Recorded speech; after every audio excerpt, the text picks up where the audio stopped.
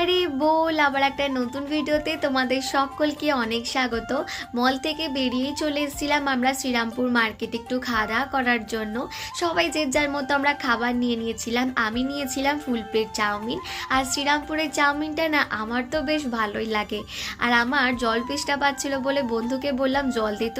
আমি বলছি তোর এটা বোতল না পাহাড় বুঝতেই পারছি না। তো সবাই মিলে বললো ওরা নাকি অরুণ আইসক্রিম খাবে।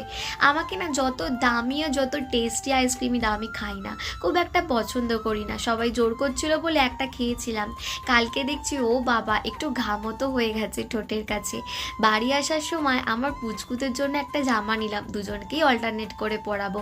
আর বাড়ির জন্য নিয়েছিলাম হ্যাংলা থেকে একটা রোল, এখানে নাকি ভালো রোলও পাওয়া যায়। আর এখন দাঁড়িয়ে আছি আমি বালিতে।